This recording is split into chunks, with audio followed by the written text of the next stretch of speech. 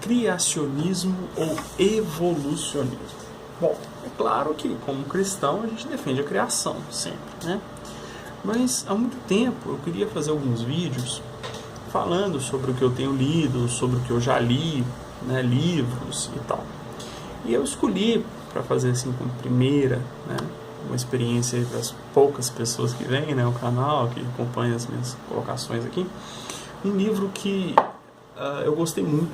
Eu li ele já há alguns anos e reli agora há pouco tempo, que é exatamente sobre essa questão, né, da criação, da evolução, tal, ciência e fé, né, que é O Projeto de Deus, um olhar científico sobre a criação, do Delcio Gomes. É um livro um pouco difícil de se ter acesso, porque ele é uma publicação independente, né, ou seja, o autor, né, ele fez a publicação por conta dele, né, então não é de nenhuma editora. Tem um apoio da Fundação Passos Barros, lá de Vitória, mas é uma publicação independente. Ele mandou para a gráfica, fez e distribuiu, né? Eu não sei nem quem distribuiu, enfim. Eu tive acesso a ele porque ele é vendido no Manaim, da Igreja Cristã Maranata, né? Então, nos seminários, eu tive acesso a ele. Na verdade, um amigo me indicou, me emprestou, eu li ele há muitos anos, e depois a minha mãe comprou ele e me deu de presente. Muito bem. Agora, o que interessa, né, o assunto do livro aqui, criação ou evolução. O interessante desse livro, o que chama a atenção desse livro, é que o autor não vai defender nem o criacionismo e tampouco o evolucionismo, ele é cristão, né? Ele vai trazer uma terceira teoria, ele vai falar sobre a criaciologia, ele dá esse nome à teoria. Na verdade, ele confronta toda a ciência, todas as descobertas científicas, bem estabelecidas, né? Ele faz essa ressalva em um determinado capítulo do livro, né? Que nem toda ciência está correta, né? Tem a falsamente chamada ciência. Ele até usa uma citação do Philip Henry, que diz assim: a ciência precisamente estabelecida e a Bíblia corretamente interpretada nunca entrarão em contradição. Então, uma vez que se interpretou a Bíblia corretamente, a ciência está precisamente estabelecida, né? Ela é correta, ela é verdadeira, elas não vão entrar em contradição, né? Então tem, né, a falsa ciência. Paulo fala isso para Timóteo, né, na segunda carta, no capítulo 6, no versículo 20, Paulo fala, né, da falsamente chamada ciência, né? Então tem muita coisa aí que é falado como se ciência fosse, né, simplesmente suposição, bobagem, né, e tudo. Então ele propõe isso, de comparar, né, tudo que a ciência fala com o que a Bíblia fala. Muito bem. E aí ele vai estruturar o livro de uma maneira bem interessante para chegar a essa conclusão, né? Ele vai contar primeiro os primeiros passos da pesquisa, né, a sua graduação, como que ele havia decidido, né, fazer essa pesquisa. Ele vai contar que ele começa a estudar, né, a evolução. Ele é um geólogo, né? Ele é formado em geografia, ele é um geógrafo, né, com especialização em geologia. E aí ele começa a estudar teoria da evolução, né? Ele fala assim: mas como é que eu vou ensinar isso para os meus alunos, né? Como é que eu vou fazer isso? Eu não posso, eu sou um cristão, né? E aí ele começou a pesquisar, né? E ele até um determinado momento ele começa a ver que muitas coisas que os cristãos têm aversão, muitas questões científicas que os cristãos têm aversão, têm comprovação científica, né? Tem algumas comprovações científicas de coisas que a gente não gosta. Não vou entrar aqui em detalhes, porque eu não quero entrar em polêmica nem nada. Mas algumas coisas têm comprovações científicas, né? E aí fica difícil de colocar. Ele, em determinado momento, ele fala assim: não, eu abandonaria a ciência, mas não abandonaria a fé, né? É assim que nós temos que agir, tá? Como cristãos. Mas buscar entender o que isso tem a ver com a palavra de Deus.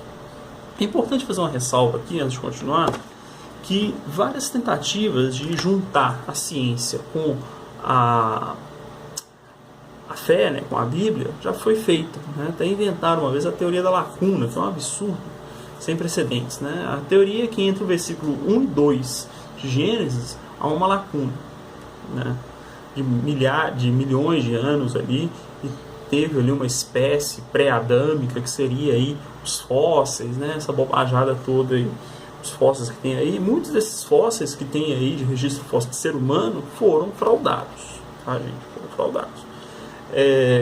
Um outro detalhe também que é importante colocar: os dinossauros existiram, tá?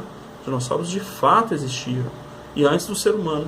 Tá? É isso que ele vai defender, que é o ponto mais polêmico que ele defende ali. Tá? Ele não vai defender a criação em 7 dias. Né? Até o pastor Hernandes Dias Lopes, né, ele diz que negar a criação em 7 dias é negar toda a teologia bíblica que trabalha com isso. Eu não vejo essa negação da teologia bíblica, tá? De entender que quando a Bíblia fala em 7 dias, na verdade está falando do tempo de Deus, né? Que Moisés fala, né, no Salmo 90, um dia como 1000 anos, o dia de ontem é como 1000 anos, né, para ti. E em Pedro, 2 Pedro, capítulo 3, Pedro repete isso, né, dizendo que um dia é como 1000 anos e 1000 anos é como um dia. Na verdade, essa questão é só, se você tentar fazer essa razão, você não vai conseguir. É um número irreal, né, irracional, perdão. É um número irracional, que você não vai conseguir colocar aí em termos matemáticos, né, fazer essa razão. Significa que nós não compreendemos Deus, nós não compreendemos o tempo de Deus, toda a ciência de Deus é alta demais, como diz nos Salmos, né, você vai entender isso. Tá? Quando você tentar fazer essa razão, você vai ver que Deus não cabe na nossa limitação, né? Na nossa pequenez, né? Na nossa mente, na nossa ciência tão pequena. Tá? Mas ele vai defender isso, que quando Moisés escreve dos 7 dias, e foi à tarde e amanhã, é um período de milhares de anos, tá? Ou até milhões.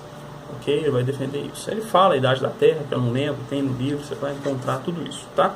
Então, os primeiros passos, ele conta isso. Ele vai falar da verdadeira ciência, como que se estabelece conhecimento científico. Depois ele vai falar a formação do universo e da Terra.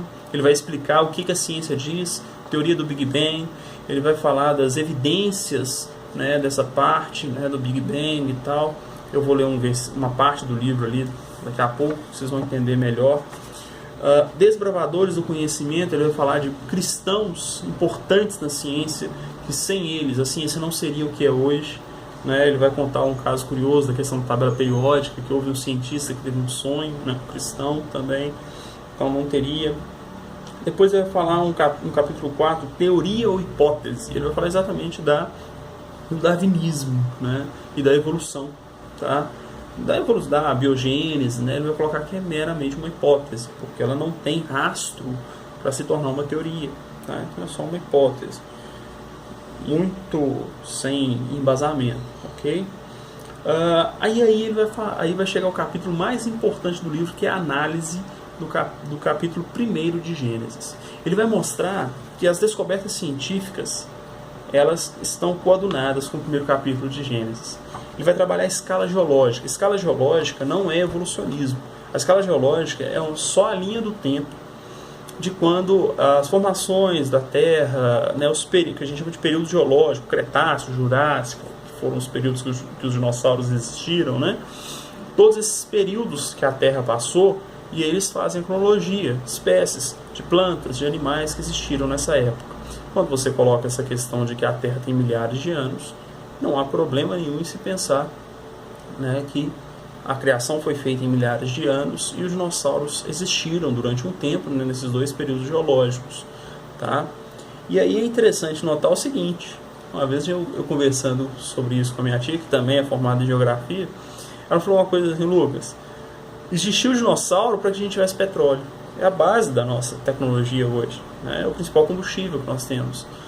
Tá? É o combustível fóssil. Se não tivesse dinossauro, a gente não tinha petróleo, gente. Só um bicho daquele tamanho, sei lá quantas toneladas, teria condições de formar poços de petróleo que nós pudéssemos explorar hoje. Ok? Então, interessante isso, né? Vou ler o primeiro parágrafo, quando ele fala do versículo 1 de Gênesis. Tá? Ele fala assim: no princípio criou Deus os céus e a terra, versículo 1. E ele vai comentar da seguinte maneira: repare que na frase o substantivo a terra está iniciada com letra minúscula. Isso nos mostra que não se trata do planeta, e sim da matéria. À frente, no versículo 10, esta palavra aparece com a primeira letra maiúscula, referindo-se ao planeta já consolidado, e chamou Deus a porção seca terra, com letra maiúscula. Já que terra no versículo 1 não se refere ao planeta, logo os céus não representa a atmosfera, e sim o universo. Segundo a ciência, o universo surgiu frações de segundos antes da matéria. Criou Deus o universo, os céus, e depois a matéria, a terra.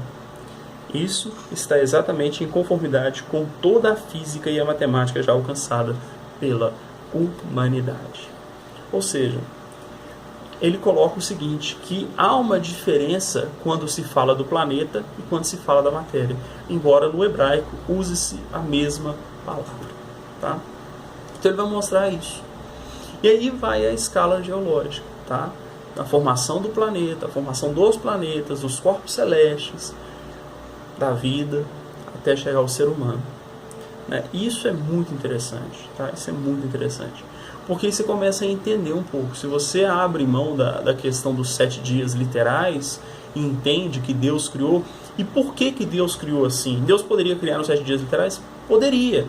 Só que desde o primeiro momento, quando ele diz, haja, e criou, no princípio criou Deus os céus e a terra, desde quando ele fez o espaço, o universo e a matéria, ele já criou leis da física e da química, da termodinâmica. Todas essas leis, que a gente chama leis da física, foi Deus que criou. Leis naturais, né, foram criadas por Deus. E toda a criação respeita essas leis. E ele não iria quebrá-las. Tá? Ele não iria quebrá-las. Ele ia continuar fazendo dentro das leis que ele mesmo criou. É importante notar que esses milhares de anos aí para Deus é como se fosse 7 dias para a gente. Deus é eterno. Se ele ficasse mais do que realmente ficou fazendo, não era problema. Deus é eterno. Deus não tem problema com o tempo. Ele não precisava criar em 7 dias literais como os nossos, até porque os nossos dias só existem porque a Terra fica girando. Entendeu? Só por isso que existe. Tá? Então criou Deus os céus e a terra. Tal. Antes que a Terra tivesse forma, antes que a Terra fosse redonda, não existia dia. Tá? Só existe porque a Terra foi girando, tá bom? Muito bem. Então esse é o capítulo 5. Aí depois ele vai falar da nova teoria, ele vai defender os postulados científicos dessa teoria da criaciologia, né? Que é a análise científica da criação. Okay?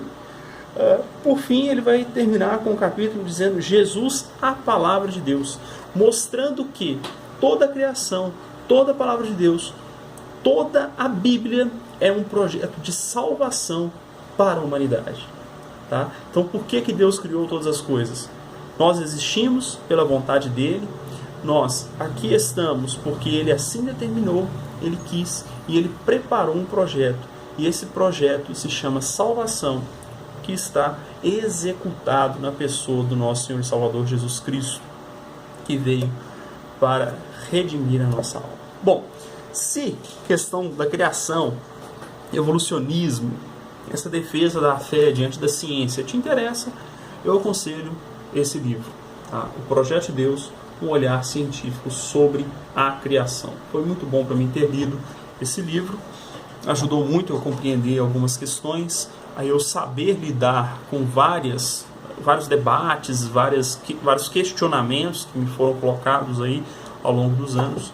A leitura desse livro me ajudou muito. E se é algo que te interessa, é alguma coisa aí que questionamentos surgem aí na sua vida, eu te aconselho a ler esse livro. Acha ele na internet para comprar, tá? É um pouco mais difícil, mas se você digitar no Google, acha, né? Por ser uma publicação independente, ele é mais inacessível, mais difícil de você ter acesso a ele. Ok? Mas é possível achar assim, só digitar no Google Projeto de Deus, um olhar científico sobre a criação. Que Deus o abençoe, muito obrigado e até a próxima.